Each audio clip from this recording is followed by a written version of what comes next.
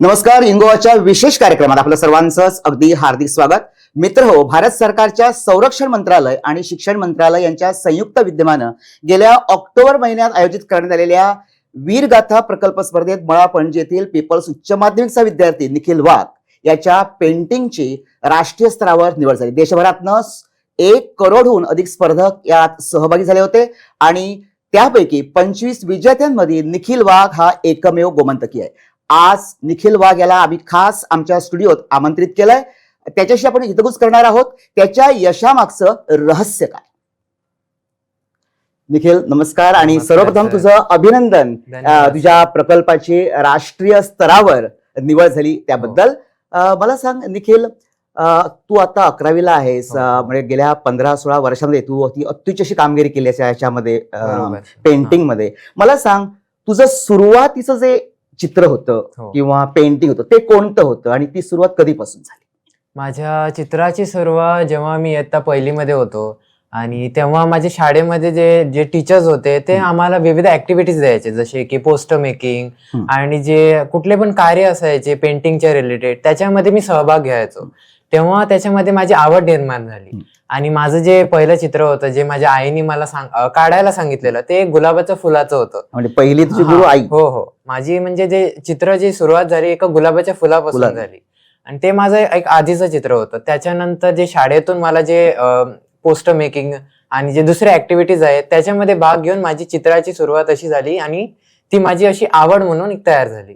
म्हणून आता आपण जे चित्र काढतो तेव्हा त्याच्यामध्ये तो जो स्टार्टिंगचा जो टाइम असतो इयत्ता 1ली, 2री, 3री हा जो माझा एक असं स्टार्टिंग पॉइंट असतो तेव्हापासूनच माझी चित्राची सुरुवात झाली आणि त्याच्यानंतर मी थोडं इम्प्रूव्ह करायला लागलो त्याच्यामध्ये. मला सांग, ही जी पेंटिंग वरची प्रेरणा आहे, प्रेरणा ती तुला कुणाकडून मिळाली की स्वतःच एक हॉबी म्हणून तू सुरुवात केलीस? हॉबी म्हणजे जे आता मी तुम्हाला सांगितलं की आमच्या टीचर्सनी खूप काही ऍक्टिव्हिटीज दिलेल्या, त्याच्यामधून माझी आवड निर्माण झाली. त्या आवडीनंतर मला त्याच्यामध्ये आणि इंटरेस्ट यायला लागला. जे विविध कलर्स असतात, जे डिफरंट टाइप ऑफ आर्ट असतात, त्याच्यामध्ये मला एक्सपेरिमेंट करण्यासाठी असं आवड आली की जर कलर मी असे निवडले आणि त्याच्यानंतर एक्सपेरिमेंट केले तर कसे आपण चित्रे चांगले करू शकतो. आणि हे जे चित्राची जी आवड आहे ती म्हणजे स्वतःचीच आहे. म्हणजे मला कोणी गुरु वगैरे नव्हते, मी स्वतःहून ती अशी आवड निर्माण केली आणि त्याच्यामध्ये स्वतःहूनच ते इम्प्रूव्ह केलं स्वतःला. आतापर्यंत म्हणजे बालपणापासून ते आतापर्यंत तू विविध चित्र निश्चितच काढली असतील. साधारणपणे कोणकोणत्या विषयावर तू अशी चित्र रेखाटलीस? तसं बघितलं तर आता लहानपणापासून ते आतापर्यंत मी जवळजवळ 100 ते 200 चित्र काढले असतील. त्यामध्ये मी देवांचे चित्र आणि भारताचे जे सैनिक आहेत त्यांच्याबद्दल चित्र आणि लहानपणापासून म्हणजे जे different kind of art style असतात, जसे की graphite, charcoal painting, water colour, acrylic असतात, ते मला असे विविध जे आर्ट स्टाईल असतात ते अशी उत्सुकता आली की मला ट्राय करायचे. काही लोकांना जे वॉटर कलर असतात ते खूप कठीण जातात काढायला, पण मी ते असं हे केलं की चॅलेंज म्हणून एक्सेप्ट केलं की मी ट्राय करणार. Colour theory? हो. आणि तेव्हा जी माझी कलर थिअरी होती तेव्हा मला माहित नव्हतं की त्याला कलर थिअरी वगैरे असे म्हणतात, कारण की मी कलर मिक्स करून आणि जे रंगबिरंगी जे चित्रे बनवायचो तेव्हा म्हणजे विदाउट गायडन्स अँड ऑल मला ते कळलं, पण नंतर पुढे जाऊन मला माहित झालं की त्याला कलर थिअरी म्हणतात म्हणून. आणि तशी माझी जे चित्राची इम्प्रुव्हमेंट आहे तशी वाढत गेली. त्याच्यानंतर खूप सारे जे आर्ट स्टाईल असतात, आता मी तुम्हाला स्टार्टिंगला मी जे आर्ट स्टाईल जे स्टार्ट केलं ते होतं ग्राफाईट पेन्सिल. त्याच्यानंतर त्याच्यात मी जे आपले फळं फुलं असतात ते शिकलो. त्याच्यानंतर जे आपले पोर्ट्रेट असतात, लोकांचे जे फेस असतात त्यांचे स्टार्ट केले. त्याच्यानंतर ऑइल पेस्टल. बालपणीच सुरू झालं? हो, बालपणीच सुरू झालं, कारण की कलर्स वगैरे आम्हाला शाळेमध्ये द्यायचे आणि त्याच्यानंतर ते प्रॅक्टिस जे आपण करतो ते मला थोडा टाइम भेटायचा शाळेमध्येच आणि त्याच कलरने मी वेगवेगळे चित्र काढायचो. मला सांग, बालपणातलं अगदी छोटा असतानाचं सर्वात प्रथम असं चित्र कोणतं की ज्यामुळे तुझ्या पाठीवर एक गुरुजनांची म्हण किंवा आई वडिलांची थाप मिळाली? ते चित्र जेव्हा मी 4थी वर्गामध्ये होतो तेव्हा मी चार्ट पेपरवरती छत्रपती शिवाजी महाराजांचं चित्र काढलेलं. ते मी ऑइल पेस्टलनी काढलेलं, कारण की तेव्हा छत्रपती शिवाजी महाराजांची जयंती येणार होती. त्यानिमित्ताने मला असं वाटलं की त्यांच्यावरती मी कुठलं तरी चित्र काढतो. तेव्हा मी एक मोठ्या चार्ट पेपरवरती त्यांचं चित्र हे काढलं आणि जेव्हा ते मी शाळेमध्ये दाखवलं त्यांना, माझे शिक्षकांनी खूप माझं कौतुक केलं. घरी जेव्हा आई वडिलांना दाखवलं त्यांना पण की आपला मुलगा खूप छान चित्र काढत आहे. आणि टीचर्स पण माझ्या पॅरेंट्सला सांगायचे की तुमचा मुलगा खूप छान चित्र अच्छा, काढतोय, याला असंच करू द्या, तुमचा सपोर्ट द्या, हा पुढे जाऊन काही ना काही या चित्रामध्ये, या कॅटेगरीमध्ये काही ना काही करणारच. असा हा चित्रांचा प्रवास 11 पर्यंत हो. पोहोचला. आणि जेव्हा तुला अलीकडेच हो हो. वीरगाथा प्रकल्प स्पर्धेत जेव्हा तुझे पेंटिंग काढलंस, ते मला सांग, ही चॉईस जो होता वीरगाथा पेंटिंग प्रकल्प स्पर्धेसाठी जे तू चित्र निवडलंस, तो चॉईस कुणाचा होता? तुझा होता की कोणी तुला मित्रांना सांगितलं किंवा गुरुजी सांगितलं? चॉईस कुणाचा होता? निवड कोणाची होती? जेव्हा कॉम्पिटिशन माझ्या टीचरनी मला इंट्रोड्यूस केलं की हे वीरगाथा जे कॉम्पिटिशन आहे, याच्यामध्ये विविध टॉपिक्स आहेत, जसे की paragraph writing, poem writing, multimedia आणि पेंटिंग. अच्छा. त्याच्यामधून जे माझं ते फेवरेट, ज्याच्यामध्ये माझी हे इम्पॉर्टन्स आहे, मी काढू शकतो, ते होतं एक पेंटिंगचा टॉपिक. म्हणजे आत्मविश्वास हो हो. आणि त्याच्यानंतर जे मला पेंटिंगचा टॉपिक मिळाला, त्याच्यावरती विविध टॉपिक्स दिलेले, की जसे गॅलेंट्री अवॉर्ड विनर, अच्छा, अच्छा. त्याच्यानंतर राणी लक्ष्मीबाई, त्याच्यानंतर असे जे टॉपिक्स होते त्यांच्यावरती मुलांना जे टॉपिक दिले, पॅरेग्राफ वगैरे पेंटिंग, ते करायचं होतं. तर तो जो चॉईस होता माझा, तो स्वतःचाच होता. आणि मला ती एक संधी मिळाली की त्या टॉपिकच्या माध्यमाने जे माझे जे विचार आहे चित्राबद्दल, ते मी एक्सप्रेस करू शकतो. आणि जे गॅलेंट्री अवॉर्ड आहे त्यांना एक असं जीवन असं देऊ शकतो, कारण की लोकांना त्यांच्याबद्दल माहित झालेलं पाहिजे. असे खूप खूप अवॉर्ड विनर्स आहेत, पण लोकांना त्याच्याबद्दल माहित नाही.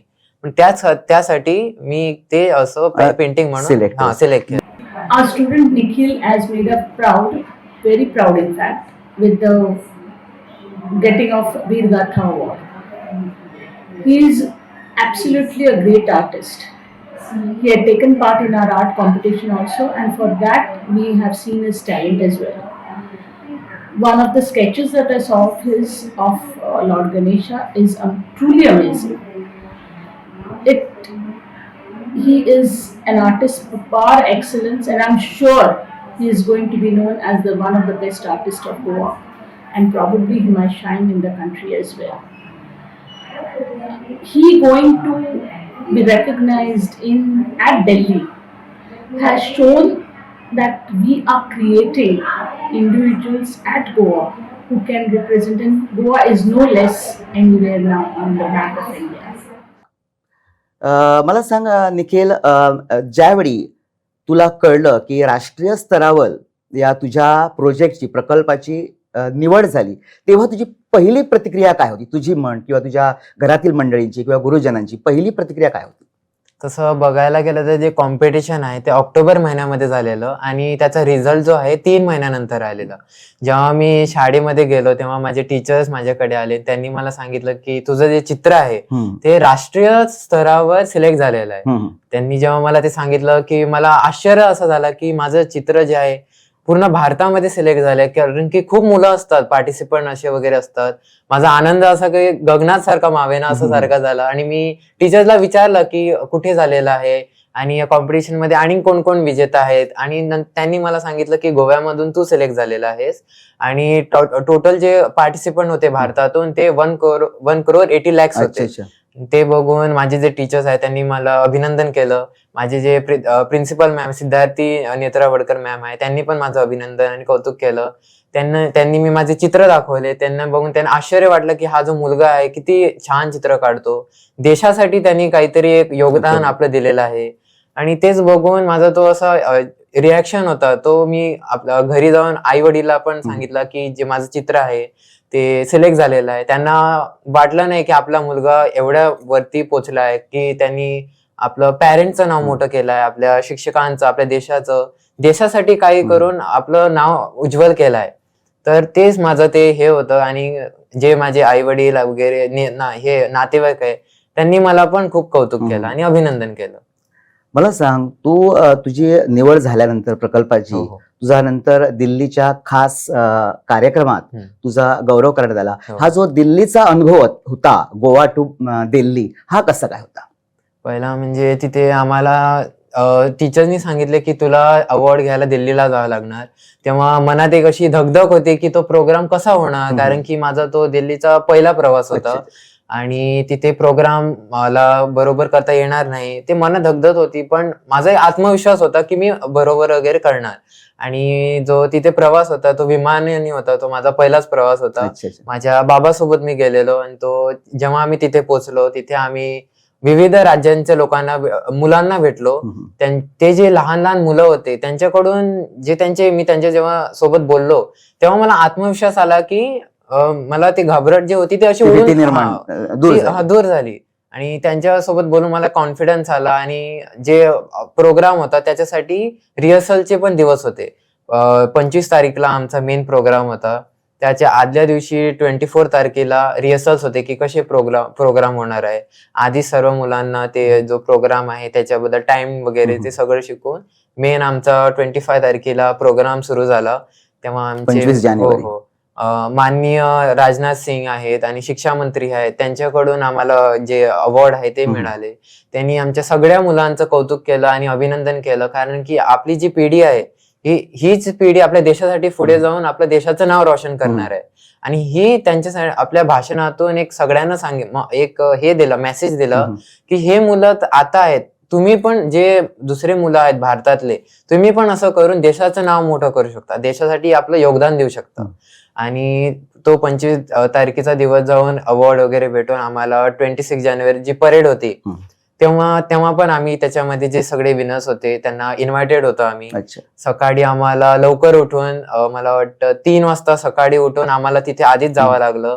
तिथून म्हणजे तिथे खूप सिक्युरिटी वगैरे पण असते. तिथे प्रोग्राम तर लेट स्टार्ट झाला पण ते थोडं आम्हाला लवकर जावं लागलं. तुझ्यासोबत एकूण किती अचिव्हर्स होते संपूर्ण देशभरातील? देशभरातील संपूर्ण 100 जण होते. कॅटेगरीज होते 3 to 4, त्याच्यामधून 25 जण. तसे जे कॅटेगरीज होते आणि माझी कॅटेगरी लेवल टू 12 माझी कॅटेगरी होती आणि त्याच्यातून 25 जण सिलेक्ट झालेले. हो. आणि परेडच्या दिवशी म्हणजे आम्हाला जे भारताचे जे हतियार आहेत, भारताचे जे राज्यातील जे कलाकृती आहे ते आम्हाला त्याचं हे केलं, म्हणजे रस्त्याने जे दाखवतात आपल्याला कलाकृती, त्यांचं हे एक समारोह केलं. त्याच्यानंतर आपले माननीय प्रधानमंत्री ते जे त्यांचं ते रथ वगैरे असतं, आपलं ते राष्ट्रपती असतात, जे त्यांचं ते भाषण वगैरे तिथे आम्हाला तिथे ते बघून आम्हाला असं वाटलं की कारण की आधी आपण न्यूज वगैरे मध्ये बघतो, आता प्रत्यक्ष पाहिलं. आता प्रत्यक्ष पाहून ते असं वाटतं की कुठे आपण पोहोचलोय आणि ती मनामध्ये खुशी असते आणि गर्वाची गोष्ट आहे. हो. मला सांग, आता हे तू या प्रकल्प स्पर्धेसाठी हे चित्र पेंटिंग हे केलंस, सबमिट केलंस. आतापर्यंत तू अशी विविध विषयांवरील बरीच चित्र नक्कीच काढली असतील. साधारणपणे कोणकोणती चित्र तू काढलीस आणि कोणकोणत्या क्षेत्रातील? तसे म्हणजे लहानपणापासून आतापर्यंत? तसे लहानपणापासून मी असे जे फुलं फळं असतात त्याच्यापासून सुरुवात केलेली. त्याच्यानंतर जे आपले लँडस्केप असतात, जे निसर्ग असतो आपला, त्यांच्यावरती चित्र काढली. कॅटेगरी म्हणजे जे आपले ऑइल पेंटिंग असतात, ॲक्रेलिक असतात, त्याच्यानंतर पेन्सिल कलर्स असतात, त्यांनी मी विविध एक्सपेरिमेंट्स करत होतो. आणि तुझी ही चित्र बाबा त्याच्यात परफेक्शन आहे की नाही किंवा कसं काय हे जाणून घेण्यासाठी तू काय करायचास? म्हणजे कोणाचं मार्गदर्शन घ्यायचास की कसं? मार्गदर्शन म्हणजे माझे जे चित्र आहे ते मी स्वतःहून शिकलो, असे कुठल्या आर्ट क्लासला गेलो नाही. पण माझे जे शिकण्याची जे हे स्टाईल होती, म्हणजे जसे की आपण चित्र काढतो त्याच्यानंतर त्याच्यात चूक बघायची, म्हणजे जो मी फोटो आणि कुठला पण रेफरन्स बघतो ते दोघांना कम्पेअर करून हे बघायचो की मी माझी चूक काय, की माझं चित्र सेम नाही झालं तर याच्यामध्ये मी काय ऍड करू शकतो की ते आणि चांगलं दिसणार.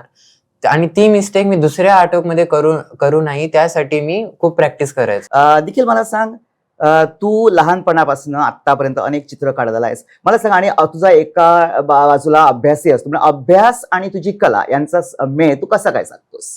माझं म्हणजे सांगण्याचं हेच आहे की अभ्यास आणि जी आपली कला आहे या दोघांना आपण सेम टाइम दिला पाहिजे. त्या कलेला असं जिवंत ठेवण्यासाठी आपल्या त्याच्यात काम सतत चालू ठेवलं पाहिजे. कारण की कलेला मारून ते आपण त्याचा अपमान करतो, ते माझे असे विचार आहेत. त्यासाठी मी काय म्हणजे शाळेतून मी माझा अभ्यास वगैरे शाळेतून आलो, त्याच्यानंतर जेवण वगैरे केलं, थोडा आराम घेतला. त्याच्यानंतर जो शाळेचा गृहपाठ असतो तो केल्यानंतर संध्याकाळी जर थोडा टाइम योगाला देतो, कारण की शरीर जर आपलं स्वस्थ नसलं तर आपण कुठलं पण काम बरोबर नाही करू शकत. त्याच्यानंतर जो संध्याकाळचा जो टाइम झाला, त्याच्यानंतर रात्रीला जेवण वगैरे करून मला टाइम भेटतो, त्या टायमामध्ये मी चित्राची प्रॅक्टिस करतो. कारण की 2-3 तास प्रॅक्टिस वगैरे केल्यावर एव्हरीडे जर थोडी थोडी प्रॅक्टिस केली तर थोडी थोडी इम्प्रूव्हमेंट होतच. आणि जे रविवारचे दिवस असतात तो मी जास्त करून माझ्या चित्रांना देतो, कारण की चित्र एक अशी गोष्ट आहे की आपण त्याला खूप टाइम लागतो. आणि माझे जे चित्र आहे त्यांना मी असं 1 वीक 2 वीक म्हणून असे काढतो. काही चित्रांना 50 तास, काही चित्रांना 100 तास. माझे जे गणपतीचे चित्र आहे जोपर्यंत हो, समाधान होत नाही हो, तोपर्यंत तू हे मी करत असतो. परफेक्शन येईपर्यंत. हो. आणि माझं जे आता आमच्या शाळेत एक्झिबिशन होतं आणि तेव्हा गणेश जयंती पण होती, आणि त्या निमित्ताने मला असा विचार आला की मला एक चित्र काढायला एक संधी भेटते, त्यासाठी मी पंचमुखी गणपतीचं चित्र अच्छा, काढलं. अच्छा. आणि तेव्हा मी त्या चित्र काढायला मला 60 तास आणि बापरे. टोटल 1 वीक लागला. अच्छा. आणि ती मी फ्रेम करून माझ्या एक्झिबिशन मध्ये लावलेली. आणि माझे टीचरनी मला खूप कौतुक केलं, कारण की त्यांना वाटत नव्हतं ते चित्र आहे म्हणून. हो हो. काहींना अच्छा, ते अच्छा. वाटलं की ते फोटो आहे की काय आहे. पण त्यांना पण मी एक्सप्लेन केलं की ते कसं मी चारकोलनी काढलं, कारण की चारकोल माझं एक वन ऑफ द फेवरेट अच्छा अच्छा. आर्ट स्टाईल आहे.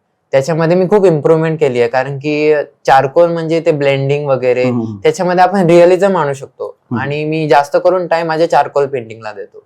त्यासाठी म्हणजे अभ्यास पण इम्पॉर्टंट असतो आणि बरोबर. चित्र पण, हे कुठली पण कला असू दे त्याला टाइम देणं खूप इम्पॉर्टंट असतं. तर माझं म्हणजे दोन्ही बॅलन्स करून मी त्यांना बरोबर टाइम देतो. मला सांग, आतापर्यंतची तुझी ही चित्र झाली, तर भविष्यात कोणत्या विषयांवर चित्र काढणार आहेस, किंवा भविष्यात तू कोणतं करिअर करायचं ठरवलंस? करिअर म्हणजे आता मी 11वी कला शाखेत शिकत आहे. त्याच्यानंतर 12वी नंतर मी BFA bachelor of fine arts करणार आहे. त्याच्यानंतर माझे करिअर म्हणजे फक्त आर्ट मध्येच होणार आहे, कारण की 5वी पासूनच माझे ते विचार होते की चित्रामध्येच मला काहीतरी पुढे बनायचं आहे. त्यासाठी मी प्रॅक्टिस तर करतच राहतो. आणि चित्र म्हणजे मी आता जे देशावरती जे सैनिक आहेत त्यांच्यासाठी, म्हणजे भारताच्या भविष्यासाठी जे कुठली अवेअरनेस हे करणार, ज्यांना ते असं मेसेज देणार, तशी हेल्पफुल चित्र मी काढण्याचा विचार आहे माझा. जसे की आपल्या गोव्यातले जे विविध जे मोठे मोठे जे लोक आहेत त्यांच्यावरती चित्र. आणि तसे आता सध्या कॉम्पिटिशन्स मी पार्टिसिपेट केलंय नॅशनल वगैरे, त्यांचे पण रिझल्ट आलेच आहेत. आणि तसं पार्टिसिपेशन पण माझं खूप इम्पॉर्टंट असतं, कारण की पार्टिसिपेट केलं तर आपल्याला एक्सपिरियन्स येतो. बरोबर. आणि तोच एक्सपिरियन्स आपल्याला पुढे हेल्प होतो. निश्चितच तुला त्याबद्दल आमच्याकडून शुभेच्छा. मला सांग, तू आजच्या कलाप्रेमींना किंवा ज्युनियर्सना कोणता संदेश देऊ शकशील? संदेश म्हणजे मी हेच देणार की तुमची कुठली पण कला असू द्या, चित्र असू द्या, डान्स असू द्या, सिंगिंग असू द्या, तिला असं जाऊ नका देऊ. म्हणजे तिला प्रॅक्टिस करा, तर तिला जिवंत ठेवा. कारण की ती कला जी आहे ती सर्वांकडे नसते. ती जर आपल्याला भेटते तर त्याचा आपण आदर केला पाहिजे, तिची प्रॅक्टिस केली पाहिजे. आणि त्याच्यासाठी म्हणजे तिला आणि पुढे म्हणजे लोकांना कळलं पाहिजे, त्याच्याबद्दल आपण विचार केला पाहिजे. कारण की अभ्यास तर असतोच, पण ही कला जी आहे याला टाइम देणं पण इम्पॉर्टंट असतं. आणि कारण की जे विविध आर्ट स्टाईल असतात, सिंगिंग हे ते, त्याच्यामध्ये जर आपण टाइम दिला तर त्याच्यामध्ये पण आपण करिअर हे करू शकतो. आणि माझं म्हणजे हेच आहे की कुठलं पण तुमचं काम असू द्या, जर तुम्हाला वाटणार की याच्यात काही भविष्य नाही, तर तुम्हाला आता असं वाटेल, पण जर तुम्ही सतत प्रॅक्टिस करत गेले, तुम्ही इम्प्रूव्हमेंट बघितली, तर लोकांना तुम्ही कळून जाणार की तुमचं जे काम आहे ते खूप चांगलं आहे. तुम्हाला आज रिझल्ट नाही भेटणार, बहुतेक तुम्ही फेल पण होणार, खूप आज होणार फेल, उद्या पण होऊ शकेल, पण एक ना एक दिवस येणारच की तुम्ही विजेता होणार. आणि तेव्हा तुम्हाला वाटणार की जेवढा पण मी टाइम दिला तो वर्थ इट होता, आणि मी काही चुकी नाही केली. आणि फक्त स्वतःवर विश्वास असला पाहिजे, आपल्या कामावर विश्वास असला पाहिजे. आणि जो पॅरेंटचा जो सपोर्ट असतो, टीचर सपोर्ट आणि पॅरेंटचा सपोर्ट, तो तर इम्पॉर्टंट असतोच, कारण की त्यांच्या जो कार्य असतो त्यांच्याच मार्गाने आपण चालतो. त्या माध्यमातून तू मग ती व्यक्ती देशाचं नाव, आपल्या भारताच्या देशासाठी आपण काहीतरी केलं पाहिजे, कारण की आपणच आपल्या देशाचे भविष्य आहे. फक्त आपल्या डोक्यामध्ये असे विचार असायला पाहिजेत की आपण देशासाठी काहीतरी केलं पाहिजे, देशाचं नाव उज्ज्वल केलं पाहिजे. कारण की आपण आता जी भारताची पिढी आहे ते म्हणजे असे फोकस नसतात, काही म्हणजे त्यांना वाटतं की आता एन्जॉयमेंट करायचं वगैरे. पण हा जो टाइम आहे आता, जर आपण सुरुवात केली तर आपल्याला पुढे आपल्याला हेल्प होणार. आता जर हेल्प केली तर भविष्यामध्ये आपल्याला हेल्प होणार, आणि जे आपण कुठलं पण कार्य करू शकतो त्याच्यामध्ये पण हेल्प होणार, आणि ते निवडून येणारच जर आपण सतत प्रॅक्टिस करत गेलो. तुझे विचार चांगले आहेत. मित्र, ही होती मुलाखत वीरगाथा प्रकल्पात ज्यानं विजय मिळवला ज्याच्या प्रकल्पाची राष्ट्रीय स्तरावर निवड झाली त्या मळा पणजीतील पीपल्स उच्च माध्यमिक विद्यालयाचा विद्यार्थी निखिल वाघ याच्यासोबत आपल्यातील सुप्त कलागुणांना वाव द्या, आपली कला जिवंत ठेवा आणि आपल्या राष्ट्राचं, आईवडिलांचं, समाजाचं नाव उज्ज्वल करा असा संदेश तो या मुलाखतीनं देताना दिसतोय. ही मुलाखत मला कशी वाटली आम्हाला जरूर कळवा. आमचा नंबर आहे 7448256013. निखिल, तू वेळात वेळ काढून इनगोआ स्टुडिओत आलास आणि तुझे चांगले विचार आणि भविष्याबद्दलचे विचार, राष्ट्राबद्दलचे विचार इथे मांडलेस त्याबद्दल खूप खूप तुझं अभिनंदन आणि तुझ्या भवितव्याबाबत सुद्धा आमच्याकडून आभार व शुभेच्छा. धन्यवाद सर.